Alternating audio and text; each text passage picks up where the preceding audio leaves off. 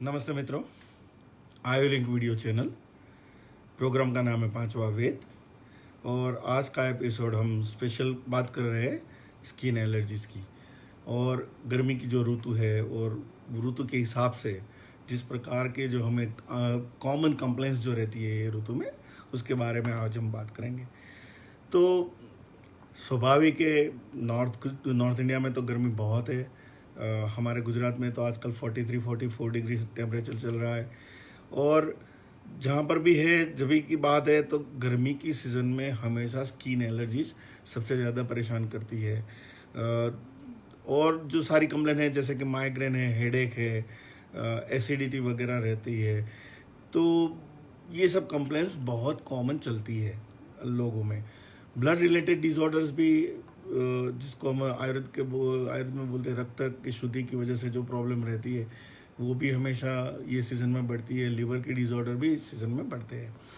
Particularly जो बात हम करते हैं कि स्किन एलर्जीज, तो स्किन एलर्जी की हम बात करेंगे तो उसमें फुल्ले फुडिया, जैसे फुल्लियाँ फुंसियाँ रहती है, बड़े बड़े एलर्जिक चकामे हो जाते हैं, पैचिस बनते हैं बॉडी पे, और ईचिंग, बहुत सारा ईचिंग, बर्निंग, ये सब इसमें मिला रहते हैं।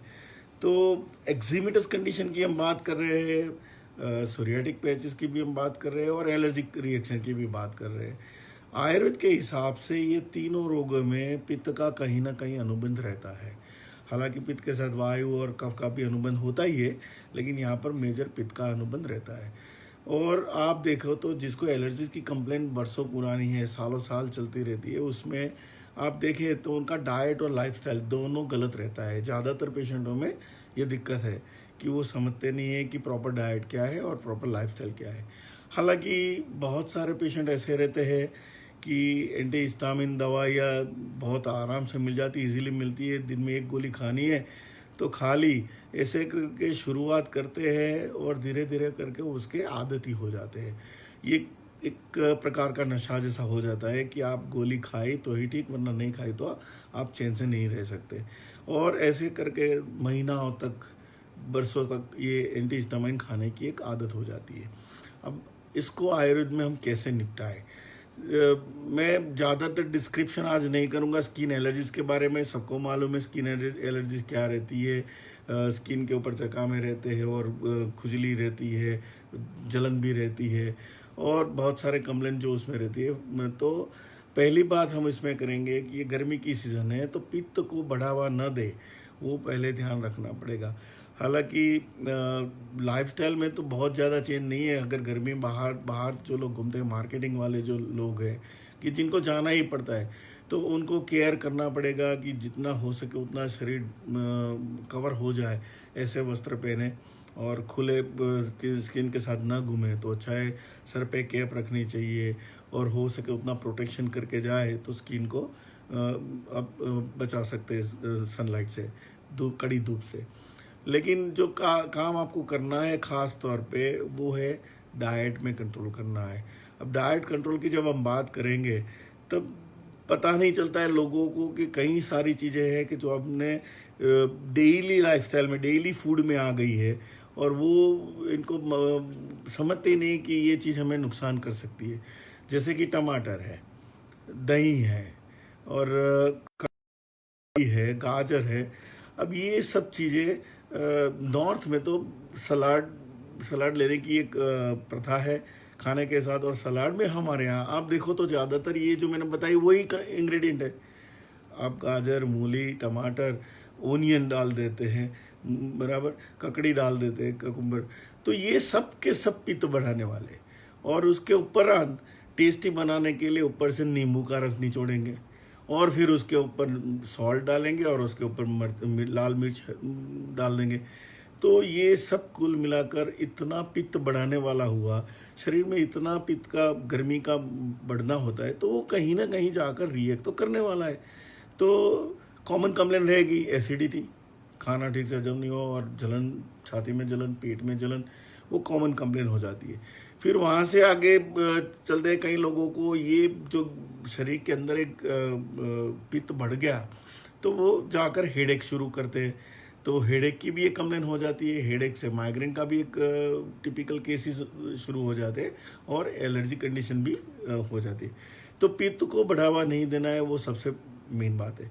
फिर स्किन एलर्जी की पर्टिकुलरली हम बात करें तो आयुर्वेद में एलर्जीज को हमने एक म्यूकस टॉक्सिक मटेरियल के साथ उनको कंपेयर किया है, जिसको आम बोलते हैं, कच्चा आम करके टर्मिनोलॉजी है। तो वो डाइजेशन अगर ठीक नहीं होता है तब बॉडी के अंदर एक sticky mucus kind of material बनती है, और वो टॉक्सिन है। तो वो टॉक्सिन मटेरियल को शरीर से बाहर निकालना चाहिए। अगर वो ठीक से नहीं निकलती है तो वो बॉडी में रिएक्ट करती है, और वो रिएक्शन को हम नॉर्मली एलर्जीज बोलते हैं। हालांकि जो स्किन एलर्जी है या तो रेस्पिरेटरी ट्रैक में जो एलर्जी होती है, ये दोनों की जड़ तो ये एक ही चीज़ है, म्यूकस, आम। और कई लोगों को ये गर्मी की ऋतु में भी आप देखो तो हमेशा सर्दी जुकाम लेकर घूमते रहते हैं, कहीं ना कहीं स्नीजिंग करते रहते हैं, वाटर डिस्चार्ज भी रहते हैं। तो गर्मी की सर्दी बोलते हैं उसको, कि गर्मी में भी होते, ठंड में तो रहेगी जुकाम, ये गर्मी में भी रहती। तो ऐसे लोगों को भी फिर से एक बार अपना डाइट को चेक करना चाहिए। अगर डाइट को ठीक करना है तो गर्मी की सीज़न के लिए हम बोलते हैं कि खट्टा, तीखी तली हुई चीज़ें वो नहीं लेनी है। फर्मेंटेड चीज़ें जो है, जिसमें से फर्मेंटेशन जो है ब्रेड जैसी चीज़ें है, इडली जैसा है, तो वो फर्मेंटेड चीज़ें कम कर दीजिए। और दही बिल्कुल नहीं लेना है, टमाटर नहीं, अचार नहीं। तो ये सब चीज़ें आपको कंट्रोल करनी पड़ेगी। उसके सामने आपको बॉडी में कूलेंट डालना पड़ेगा। तो कूलेंट तो नॉर्मली जो भी हम बोलते हैं कि जो वेरी बीटर टेस्ट है, करेला है, करेला बहुत अच्छे, लेकिन करेला खाएगा कौन, वो मुश्किल है। तो बीटर टेस्ट वाली चीज़ें ज़्यादा, लौकी ले लीजिए, लौकी बहुत अच्छी कूलेंट है, सौंफ अच्छी कूलेंट है, धनिया अच्छा कूलेंट है। तो ऐसे जो कूलेंट्स है वो खाने में ज़्यादा जाने चाहिए। तो ये ध्यान रखना है, डाइट को चेंज करना है, लाइफस्टाइल में जितना हो सके उतना हम प्रिवेंट करेंगे। फिर जाकर अब बात आती है दवाइयों की। दवाई तो नॉर्मली आप हमेशा दवाइयों के बारे में बहुत सुनते हैं, न्यूज़पेपर्स में, मैगजीन्स में बहुत सारे लिखे, अविपत्ति का चूर्ण है, शतावरी चूर्ण है, अश्वगंधा चूर्ण है, गिलोय सत्व है, बहुत सारी दवाई आपने पढ़ी भी होगी, सुनी भी होगी, कहीं से जान भी ली होगी। आइडियली ये है कि आपकी प्रकृति, उम्र और जहाँ पर रहते हैं उस सिटी के हिसाब से आपको दवाइयाँ सिलेक्ट करके आपका आयुर्वेद डॉक्टर ही आपको ठीक से बता पाएगा कि आपको क्या दवाइयाँ लेनी चाहिए, क्या नहीं लेनी चाहिए। तो ये ध्यान रखेंगे। नीम का उपयोग हम ये सीज़न में बहुत अच्छी तरह से कर सकते हैं। नीम को एक्सटर्नली और इंटरनली आप जितना चाहे उतना यूज़ कर लीजिए। एक्सटर्नली आप नहाने के लिए नीम का पानी, नीम को उबाल कर वो पानी से नहा लीजिए, नीम का साबुन यूज़ करिए, तो स्किन एलर्जीज में हमेशा फ़ायदा रहता है। नीम इंटरनली भी आप ले सकते हैं, नीम का फ्रेश जूस निकाल कर डेली 4 चम्मच आप ले लो तो भी स्किन एलर्जीज में फ़ायदा रहता है। ऐसे किचन हर्ब में एक हल्दी है कि जो सबसे ज़्यादा इफ़ेक्टिव रहती है स्किन एलर्जीज में। हल्दी किसी भी फॉर्म में ले सकते हैं, हल्दी का पाउडर ले लो और वो दूध के साथ लो, पानी के साथ लो, कैसे भी लो। हल्दी दिन में 1 या 2 बार 1-1 चम्मच ले ली तो भी स्किन एलर्जीज में बहुत अच्छे रिजल्ट है। कई बार ऐसा रहता है कि हाथ पाँव में स्किन निकल जाती है। बच्चों में भी ये होता है, बड़ों में भी ये प्रॉब्लम रहती है, पर्टिकुलरली ये गर्मी की सीज़न में ज़्यादा रहती है। वहाँ पर इसको कैसे कंट्रोल करें, तो होम रेमेडी है, लौकी को एकदम से जूस जैसा निकाल कर या तो बॉईल करके सॉफ्ट करके हाथ में पकड़ के रखिए, या तो पाँव लौकी के ऊपर, लौकी के पल्प को थाली में रखकर उसके ऊपर पाँव रखकर बैठ जाइए। लौकी धीरे धीरे करके पूरी गर्मी जो है शरीर की वो चूस लेगी। तो ये होम रेमेडीज़ में आएगा। बाकी तो मुनक्का, काली द्राक्ष, सौंफ और धनिया मिश्री मिलाकर वो शरबत बना कर लेना, सबको मालूम है ये सब चीज़ें। ये तो हमारे हेरिडिटरी नॉलेज में आ गया है कि भाई ये ऋतु में ये चाहिए।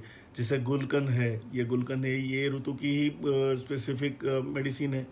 तो गुलकंद, अच्छा गुलकंद लेकर आप 1 या 2 चम्मच गुलकंद को 1 गिलास ठंडे दूध में ब्लेंड कर दीजिए, मिक्स कर दीजिए, बहुत बढ़िया मॉकटेल बन जाएगा। तो ये ठंडक भी देगा और एलर्जीज में भी काम करेगा। तो ये सीज़न के लिए तो इतनी आवश्यकता रखेंगे, और अगले हफ्ते हम फिर से मिलेंगे। कुछ नई जानकारी के साथ। मीनवाइल अगर आपको कोई हेल्थ रिलेटेड कोई क्वेश्चन है, आप हमसे पूछना चाहते हैं, आप हमें ईमेल करिए, व्हाट्सएप करिए और हमसे जुड़े रहिए। हमारी चैनल को सब्सक्राइब करिए, लाइक करिए और अगले हफ्ते फिर से मिलेंगे। धन्यवाद।